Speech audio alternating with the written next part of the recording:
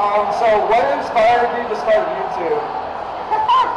Okay, so back to the juggling. I couldn't get any work juggling at one point, and I thought if I put juggling videos online, maybe somebody will hire me for some jobs. So that didn't happen. But then I saw Lonely Girl 15 and Lisa Nova, and I don't even know if you guys know who they are, but it's the first generation YouTubers, and they were just talking to the camera.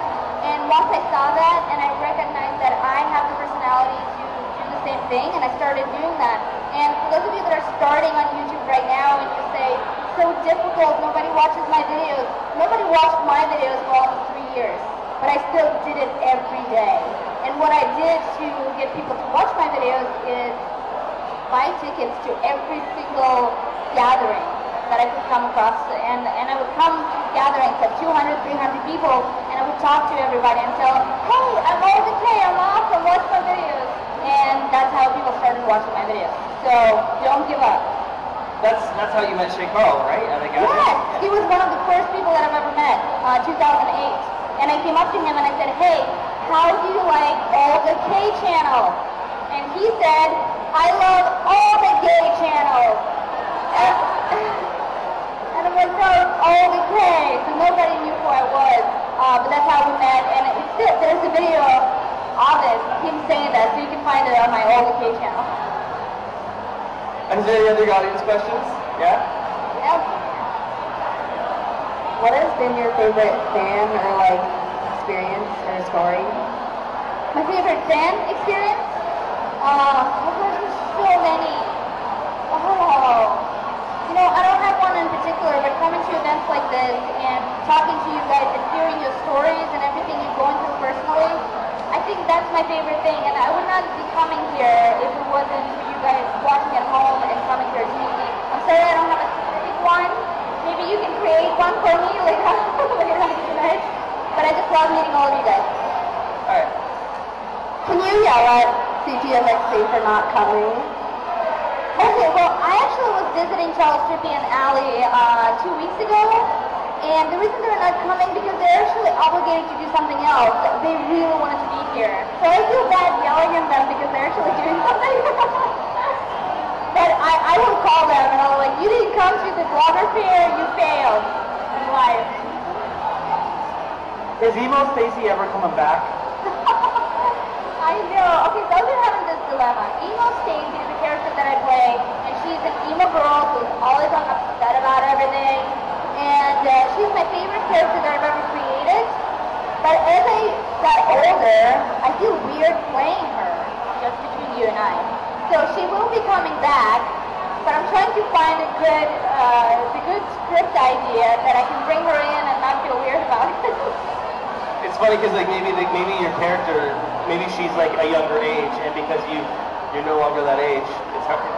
You know? It's becoming difficult because I'm starting to think of what kind of videos I really want to do. And right now I'm on this kick. I want to find a male dancer and create emotions and do like very beautiful dancing videos that express emotion. Right. And I don't know what it is. I'm like, what am I going through? What's happening? You've got just a dance itch you got to go after. Yeah. Okay. I'm sure there's enough male dancers online somewhere that you can find somebody that wants to collaborate. I'm sure. It's all about collaborations, right? Yes. Cool. Any other questions?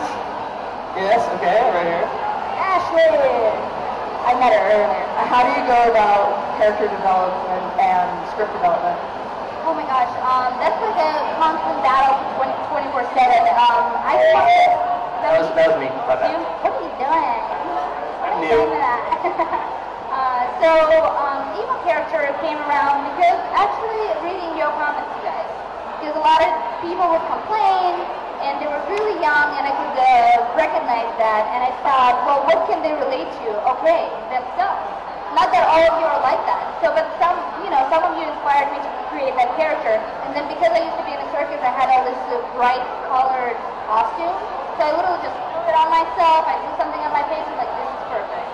She is going to be a perfect teenage character. And as far as the scripts go, I try to spend time with people that are interesting, and I get inspired by their stories and everything that they're doing. And if something affects me deeply, I like to write about that too. and I just tried to put a funny spin on it and put it online. So there's a lot of like real emotion that goes into my videos. How long does it take to make a video? Depends on the video. My last week's video, which was me at the beach pranking seagulls. Yes, those. Sorry, I can't wait to see this video. I mean, those seagulls, they just never leave me alone, so I decided to prank them, and you guys have to watch it. But that video, I literally got together with my friend. We shot it within 2 hours. I've edited within 6 hours, and it was up the next day. But usually, if I have an 8-hour day. That's a full work day. It's definitely a full day. If I do sketch comedy with my characters, and if I'm playing all of my characters in the video, it could take up to a full day of shooting and maybe 3 days of editing. So it takes a long time. And on top of it all, I do have a gaming channel and a beauty channel and an Olga Kay 2 channel. So that takes, literally, I don't have a life. So if you guys want to do YouTube for a living, you have to accept the fact that you might not have a life. That's going to be your life every day. You have to make sacrifices to get, to certain places. Oh, absolutely. For sure. Yeah. Cool. Is there anything that you would do different now that you've learned so much over the years? Yes. Well, one of the things I would definitely, if I could go back, I would say I would try to figure out exactly what I want to do on YouTube in the beginning, so I don't have to wait 3 years before I finally go, oh, this is my calling. Okay.